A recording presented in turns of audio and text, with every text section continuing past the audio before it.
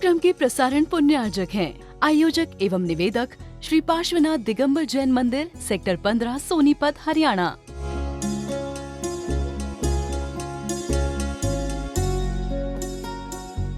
Dram द्राम द्रीम द्रीम द्रावे द्रावे नमो हरते भगवते श्रीमते पवित्रतर जले जिनाभिषेचामि थी स्वाहा। ओ श्री आदिनाथ भगवान का मस्तकाभिषेक, आदिनाथ भगवान का मस्तकाभिषेक। धन्य धन्य वे लोग यहाँ जो आज रहे सिर टेक, धन्य धन्य वे लोग यहाँ जो आज रहे सिर टेक। मस्तकाभिषेक श्री पार्श्वनाथ भगवान का मस्तकाभिषेक। ओम नमः सिद्धेभ्यः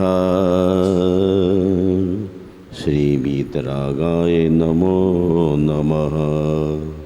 ओम नमो अरते भगवते श्रीमते पार्श्वतीर्थंकराय द्वादश गण परिवेष्टिताय शुक्ल ध्यान पवित्राय सर्वज्ञाय स्वयंभवे सिद्धाय बुद्धाय परमात्मने परम सुखाय त्रिलोकमयी व्याप्ताय अनंत संसार चक्र परिमर्दनाय अनंत दर्शनाय अनंत ज्ञानाय अनंत वीर्याय अनंत सुखाय सिद्धाय बुद्धाय त्रिलोक शंकराय सत्य ज्ञानाय सत्य ब्रह्मणे ऋष्यारिका श्रावक श्राविका प्रमुख चतुसंग उपसर्ग विनाशनाय घाति कर विनाशनाय अघाति कर विनाशनाय अपवायम छिंद छिंद मृत्युम छिंद छिंद बिंद अतिकाम रतिकाम क्रोधम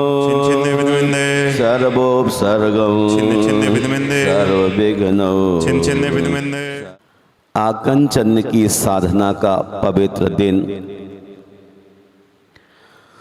परिग्रह मुक्ति का मंगलकारी दिन, एक ऐसा उपकारक दिन जब हम व्यर्थताओं को अलविदा कर सकते हैं और सार्थकताओं की आरती उतार सकते हैं।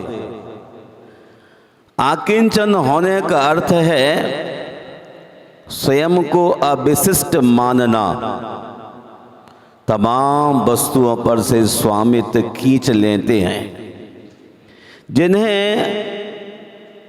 भ्रमवश हम अक्सर अपना मान बैठे हैं। भव भ्रमण की असली धुरी भ्रम ही है, क्योंकि जैसे ही हम निर्भ्रम होते हैं हमारा ध्यान सत्य पर जाता है और हम अपने पांव पर खड़े होने लगते हैं। स्वाभाविकता और आत्मनिर्भरता आकिंचन के वरदान है। आकिंचन से आत्मशक्ति का बोध होता है और व्यर्थ के अहंकार घट जाते हैं।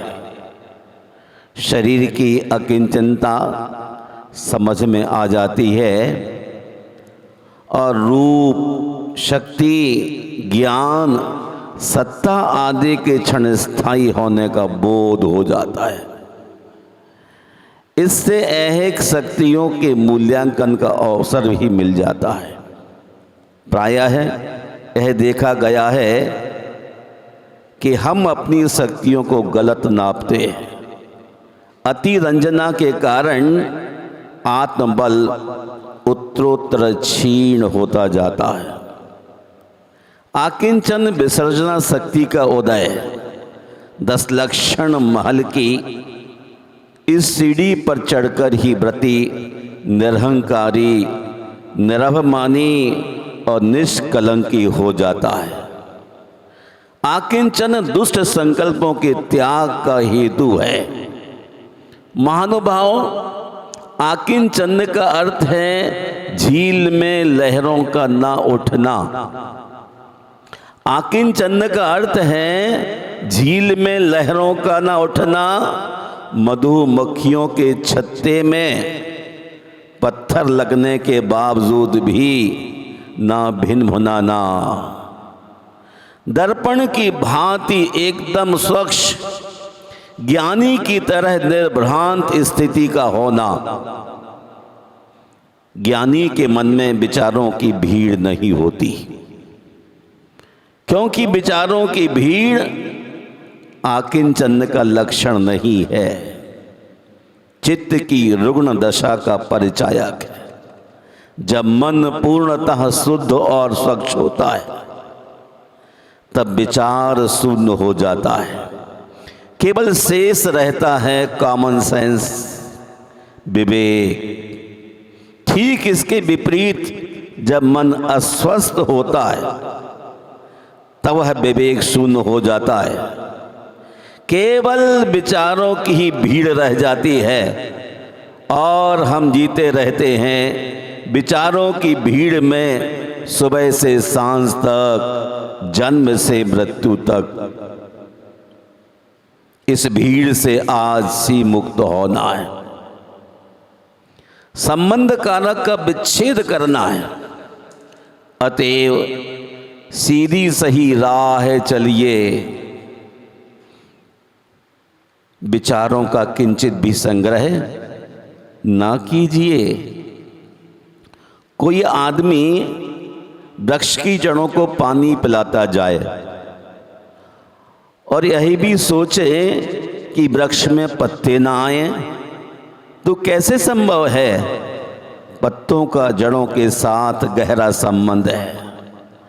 आपको जड़ें अलग मालूम पड़ती हैं और पत्ते अलग, परंतु पत्ते जड़ों से अलग नहीं हैं। जड़ों को दिया गया जल पत्तों को ही मिलता है। हम विचारों को संग्रहित करते हैं, उन्हें पानी देते हैं, लेकिन जब वही विचार मन को बेचैन, आंदोलित और अशांत करने लगते हैं, तब हम उन्हें दूर करने का उपाय सोचते हैं। इस स्थिति में विचारों से मुक्त होने का एक ही उपाय है, वृक्ष की जड़ों को पानी नहीं देना।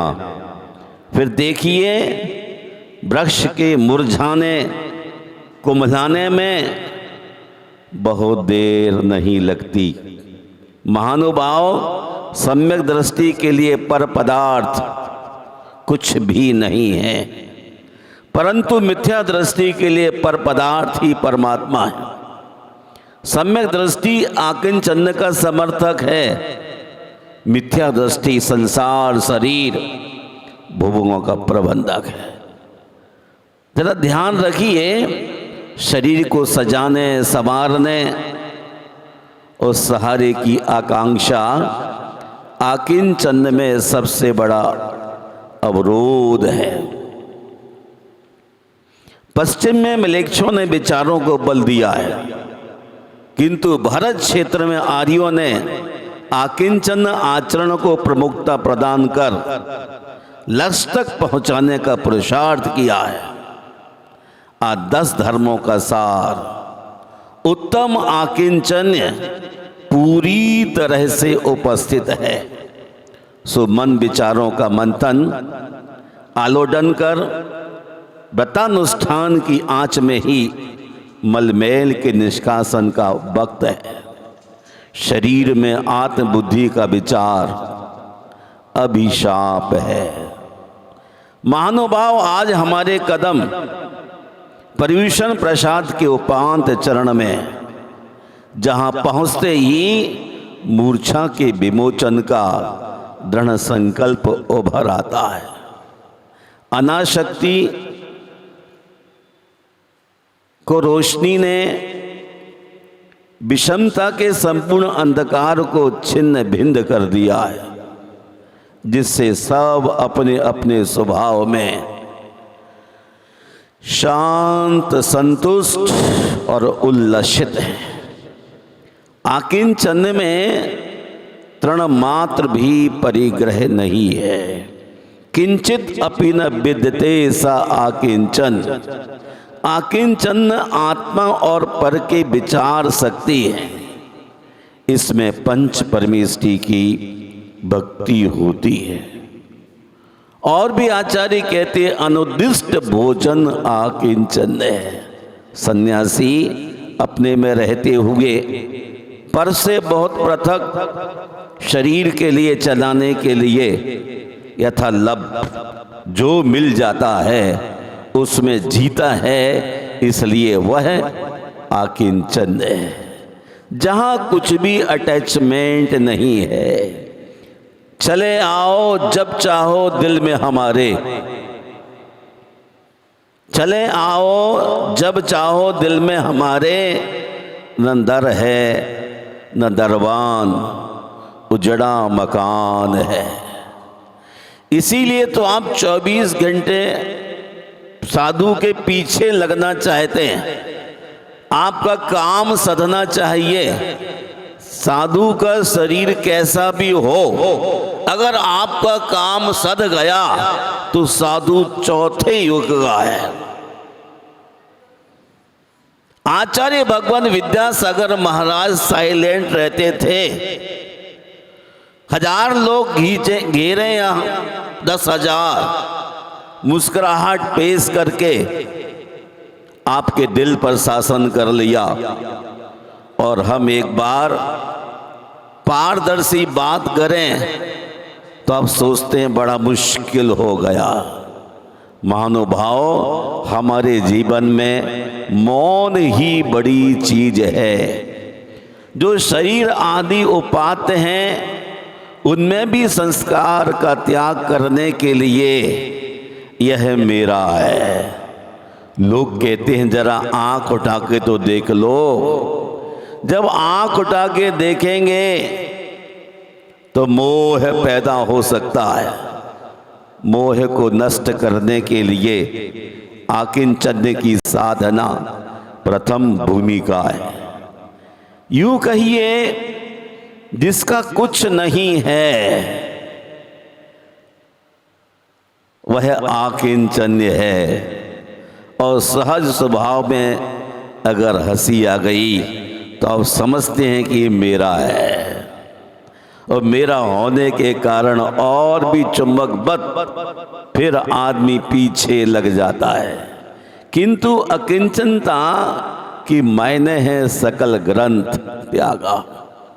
10 प्रकार के बाहिरंग और 14 प्रकार के अंतरंग। भीतर के आदमी को भी उजला होना है, बाहर के आदमी को भी स्वच्छ होना है। यदि बाहर से आदमी नहाया धोया है और भीतर से आदमी कॉन्स्टिपेशन से ग्रसित है तो उसका दिल दिमाग काबू में नहीं रहता है, वो साथ में आकाश तक चलता रहता है। इसलिए महानुभाव संपूर्ण परिग्रह का त्याग करना आकिंचन है। अध्यात्म सरोवर के राजहंस आचार्य भगवान कुंद कुंद कहते हैं होड़े निसंगो नियभावम निगहदो सोहदोहदो निच्छंदेन दो बट्टदी अणयारो तस्य किम चन्ह।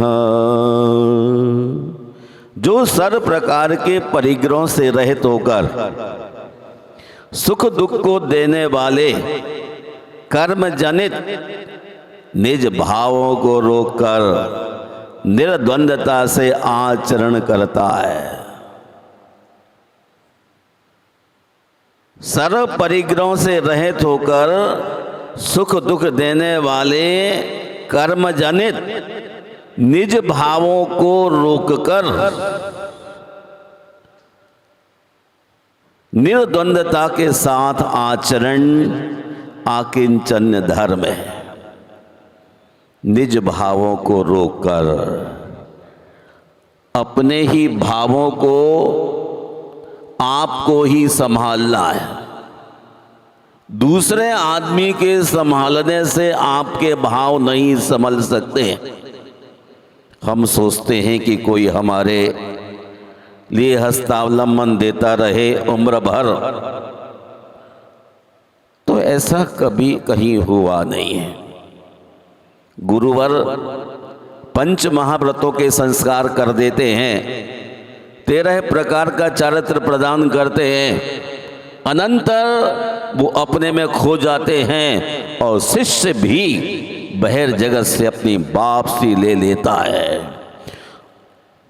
संस्कार होते ही उसे इस बात का बोध होने लग जाता है गुरु मंत्रों से, यतो न किंचित ततो न किंचित, यतो यतो यामि ततो न किंचित, विचार पश्यामि जगन्न किंचित, स्वात्मा व बोधादि दधकम न किंचित। न यहाँ कुछ है न वहाँ कुछ है, मैं जहाँ कहीं भी गया कहीं कुछ भी नहीं मिला, किंतु जब विचार पश्यामि जगत न किंचित, विचार कर देखा तो विदित हुआ जगत में भी कुछ भी सारभूत नहीं है।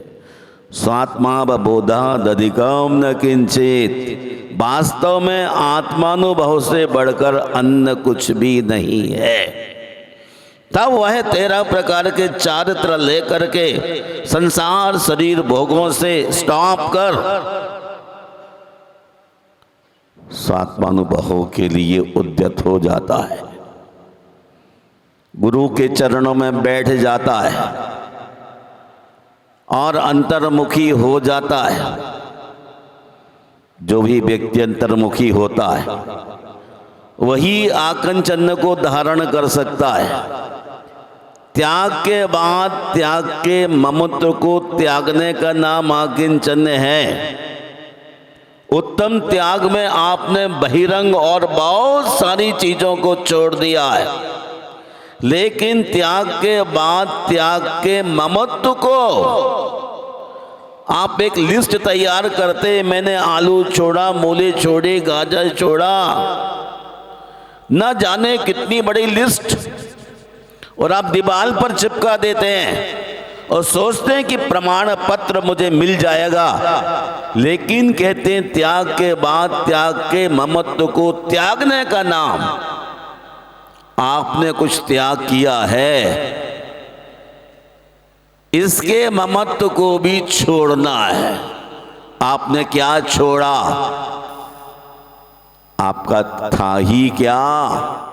इस कार्यक्रम के प्रसारण पुण्यार्जक थे आयोजक एवं निवेदक श्री पार्श्वनाथ दिगंबर जैन मंदिर, सेक्टर 15, सोनीपत, हरियाणा।